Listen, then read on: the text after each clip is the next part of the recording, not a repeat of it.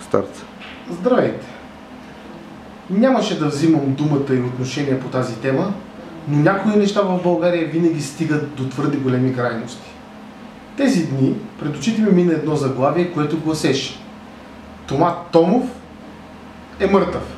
Става дума за водачът на листата на БСП в Благоевград Тома Томов и за негова телевизионна изява, но пуснато с такова гадно заглавие.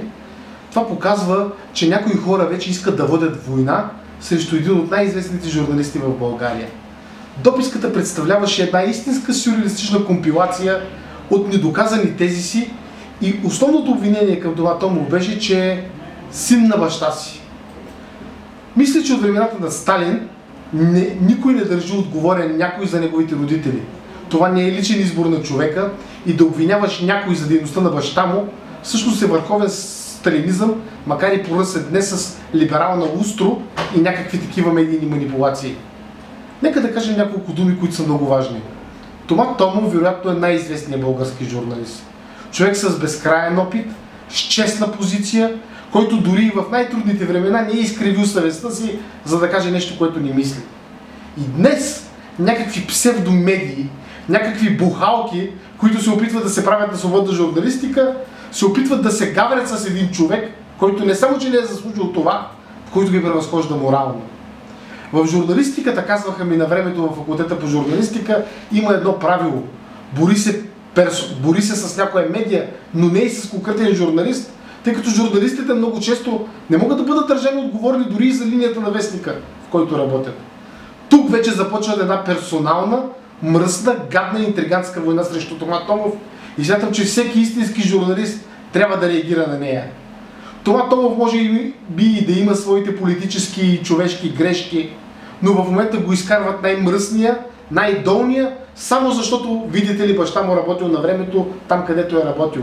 Това не само, че не е политическо обвинение, а това показва в каква мръсна и помийна яма се е превърнала България днес.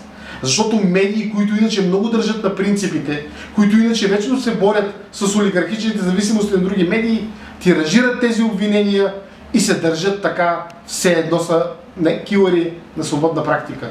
Тома Томов заслужава само уважение, а идеята му да влезе в политиката заслужава и по-голямо. Един ден разбирам да го държат отговорен за негови действия в парламента, за негови политически позиции.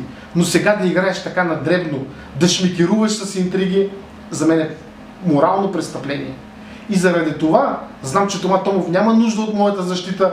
Трябва да бъдат казани няколко думи за морала на това, което наричаме четвърта власт.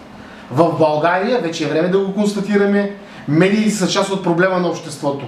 Защото дори и тези, които претендират за принципи, при първа възможност, за да унижат политическия противник, са готови да се заплетат в такава паяжина от интриги и скандали. Това е неморално, това е нечовешко. Тома Томов, мисля си, на този фон няма друг избор и няма друг, освен просто да мълчи, тъй като не е нормално да отговаряш на такива дребни партенки и елементарни подмятания. Но ние, като читатели, всички останали, които сме жертва на такива новини, които обявяват най-големия ни журналист за мъртъв, макар и само в политическия смисъл, трябва да реагираме. Наистина, жълтите медии и бухалки са голям проблем, само че трябва да си кажем ясната истина, че всички са жълти медии и бухалки. Дори и зализаната журналистика с грантови претенции. Тома Томов е един късметлия. Щом го атакуват, значи наистина в него има, те усещат в него заплаха.